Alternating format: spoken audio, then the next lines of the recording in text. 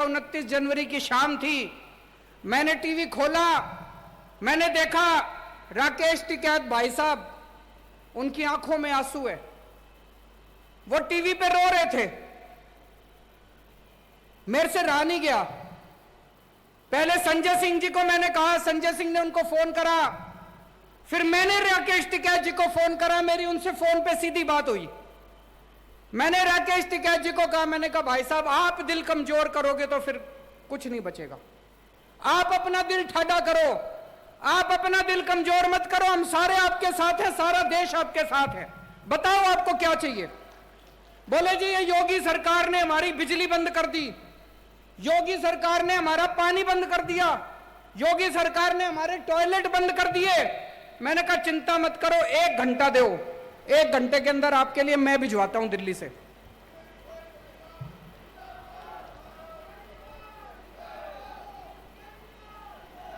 एक घंटे के अंदर हमने जनरेटर भिजवा दिए, बिजली का इंतजाम कर दिया, टॉयलेट का इंतजाम कर दिया, पानी का इंतजाम कर दिया, सारा इंतजाम कर दिया। और मुझे बड़ी खुशी है कि आज भी किसान आंदोलन 4 महीने के बाद जिंदा है। अभी भी वो कुछ नहीं कर पाए, इसी वजह से वो इतने परेशान हो रहे हैं मेरे से, इसी वजह से इतने नाराज हो रहे हैं। और अब वो संसद के अंदर एक बिल लेके आए हैं केजरीवाल को सजा देने के लिए। बहुत बड़ा खामियाजा भुगता है हमने, किसान आंदोलन का समर्थन करने के लिए वो अब हमें सजा दे रहे हैं। वो एक कानून लेके आए, कानून पास कर दिया संसद ने कि दिल्ली के अंदर चुनी हुई सरकार, चुने हुए मुख्यमंत्री की कोई पावर नहीं होगी, सारी पावर लेफ्टिनेंट गवर्नर की। भाई साहब इसलिए आजादी की लड़ाई लड़ी थी क्या? आजादी की लड़ाई लड़ी थी कि देश आजाद होएगा, जनता की ताकत होएगी, जनता वोट डालेगी, वोट डाल के अपनी सरकार चुनेगी, सरकार जनता के लिए काम करेगी। अरे ये कैसा कानून कि जिस सरकार को जनता ने 70 में से 62 सीट दी, 70 में से एक बारी 67 सीट दी, उस सरकार की कोई पावर नहीं और तुम्हारे लेफ्टिनेंट गवर्नर की सारी पावर। संसद के अंदर जब ये बिल पे चर्चा हो रही थी, सुशील गुप्ता जी वहीं बैठे थे संसद में, बीजेपी के एक सांसद ने खड़े होकर बोला केजरीवाल ने किसानों का समर्थन किया था, इसलिए केजरीवाल को सजा दे रहे हैं हम लोग। सुन लेना आप YouTube के ऊपर, सोशल मीडिया पे सुन लेना इनके बीजेपी वालों के भाषण।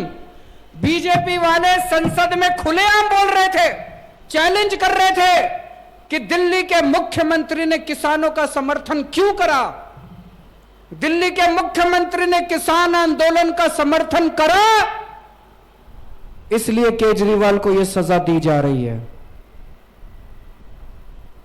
मैं उनको कहना चाहता हूं, हमारे 300 किसान भाइयों ने शहादत दे दी, अपनी जान दे दी। इस किसान आंदोलन के लिए अगर केजरीवाल की जान भी चली जाए,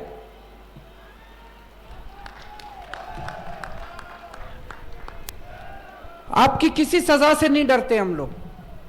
आज ये जो किसान आंदोलन है, हर भारतवासी का फर्ज है, हर देशभक्त का फर्ज है, जो कहता है मैं भारत से प्यार करता हूं, उसका फर्ज है कि किसान आंदोलन का साथ दे। जो आदमी किसान आंदोलन के साथ है वो देशभक्त है, और जो आदमी किसान आंदोलन के खिलाफ है वो गद्दार है, वो देश का गद्दार है।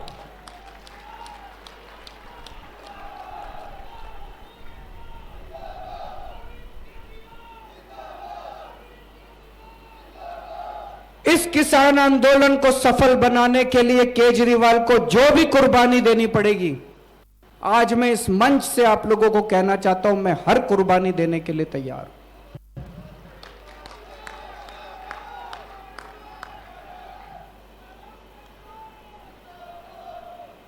अभी परसों में सुशील गुप्ता जी से मेरी फोन पे बात हो रही थी, इन्होंने बताया जी गांव गांव में जा रहे हैं इसकी तैयारी, आज इस महापंचायत की तैयारी करने के लिए बोले जी गांव गांव के अंदर किसी पार्टी के नेता को नहीं घुसने दे रहे, और जब आम आदमी पार्टी वाले जाते हैं तो लोग बुला के अपने घर में उनको दूध पिलाते हैं।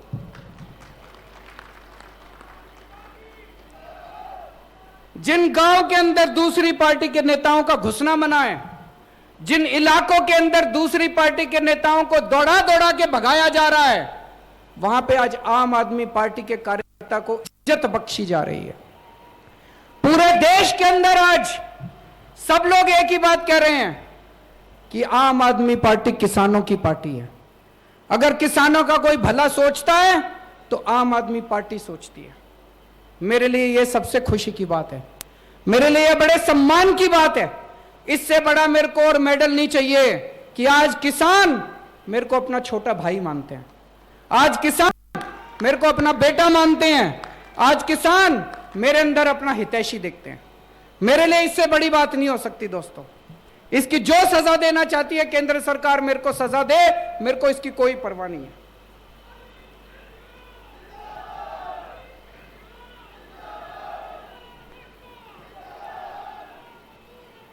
हम लोग राजनीति में आए थे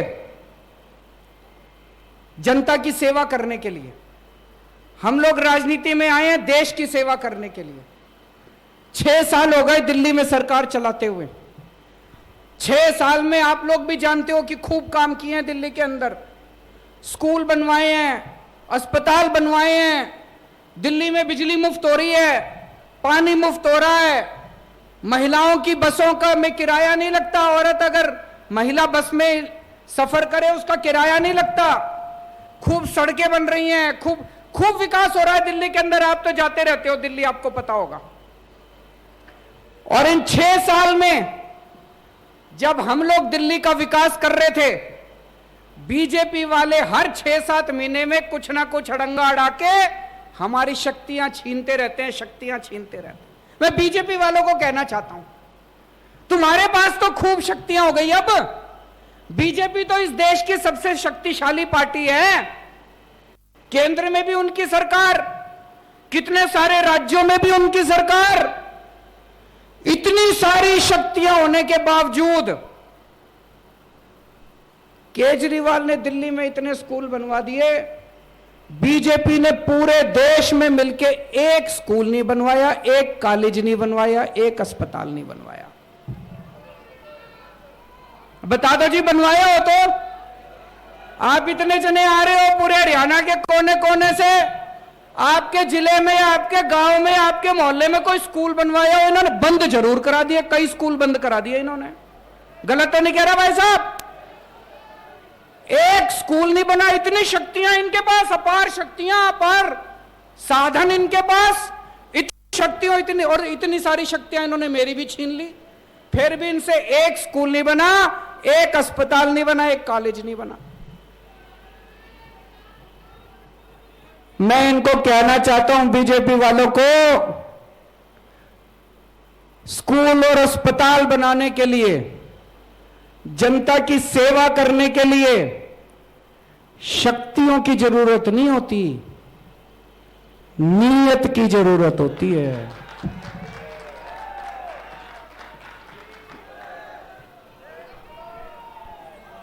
तुम्हारे पास शक्तियां तो बहुत है, तुम्हारी नीयत खराब है। केजरीवाल के पास शक्तियां नहीं है, हमारी नीयत साफ है।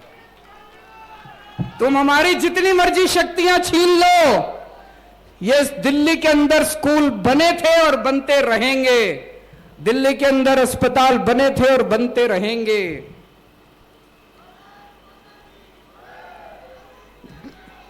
जितना काम ये बीजेपी के केंद्र सरकार और इनकी सारी सरकारें मिलके 5 साल में जितना काम नहीं कर पाई, भाई साहब चैलेंज करता हूं, अकेले हम लोगों ने, हमारी सरकार ने दिल्ली के अंदर करके दिखा दिया उतना काम।